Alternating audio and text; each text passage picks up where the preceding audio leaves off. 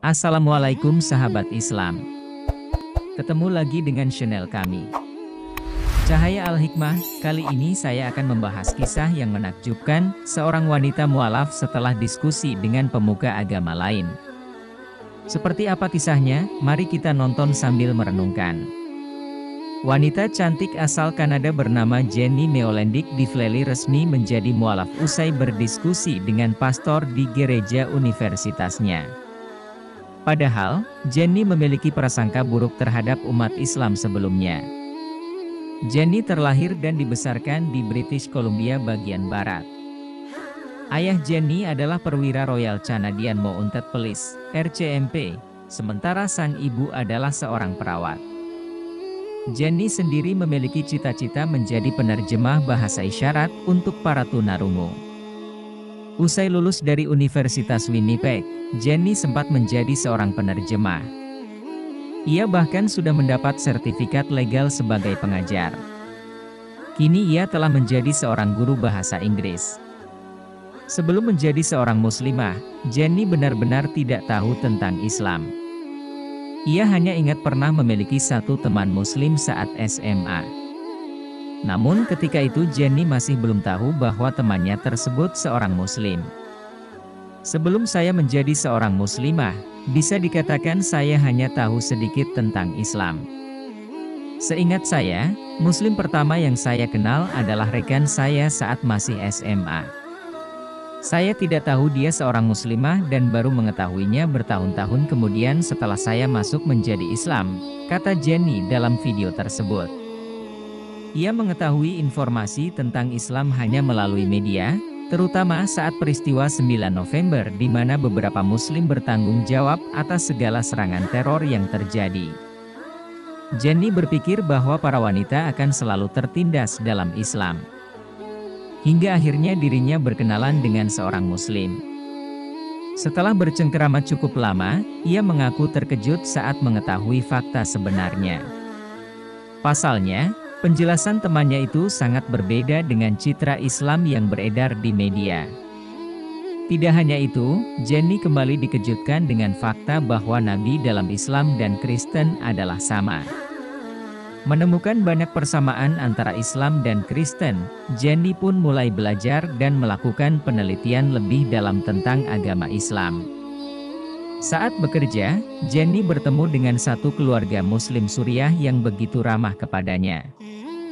Mereka membawakan sebuah buku dan membimbing Jenny dengan tulus untuk mempelajari agama Islam. Bahkan, Jenny juga diajak pergi ke masjid bersama. Melihat niat baik itu, dia pun sangat senang dan antusias untuk belajar agama Islam. Saat ke masjid, Jenny bertemu beberapa perempuan Muslim yang seusia dengannya. Seiring berjalannya waktu, Jenny merasakan hal yang berbeda dalam hidupnya.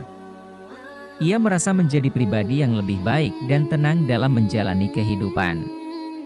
Saya mulai bertanya pada diri sendiri beberapa pertanyaan serius seperti, apakah ini sesuatu yang benar-benar saya yakini? Ujar Jenny. Suatu malam, Jenny berdoa kepada Tuhan untuk meminta keyakinan akan suatu hal yang benar. Entah Tuhan dalam Islam maupun Kristen, Jenny hanya memohon untuk diberikan petunjuk yang jelas. Setelah malam itu, Jenny merasa bahwa Islam adalah jawabannya. Pasalnya, Jenny sempat berdiskusi dengan seorang pastor komunitas Kristen di kampus universitasnya. Ia bertanya banyak tentang keraguannya selama ini, namun tidak mendapat jawaban yang jelas. Sang pastor hanya menegaskan bahwa hal yang terpenting dalam kepercayaan adalah iman. Jadi saya duduk dengan pendeta, mengajukan pertanyaan ini dan dia tak bisa memberikan jawaban apapun kepada saya. Dia berkata, pada akhirnya Anda hanya perlu percaya. Itulah iman, Anda harus percaya, ucapnya. Pada akhir pekan yang sama, Jenny mengikuti konferensi yang diadakan oleh Asosiasi Mahasiswa Muslim setempat.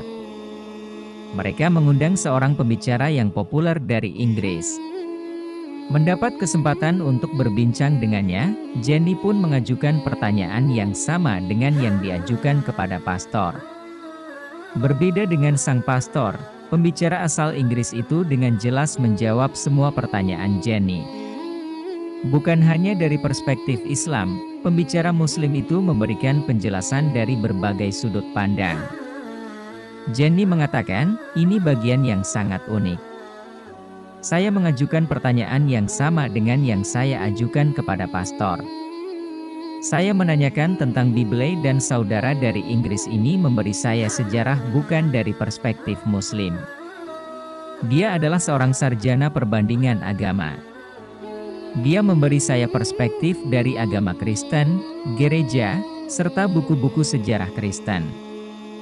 Saya ingin kebenaran, sesuatu yang konkret. Itulah tujuan mengapa saya pergi ke pastor dan pada saat itu saya merasa sangat lega sehingga saya berpikir, itu dia.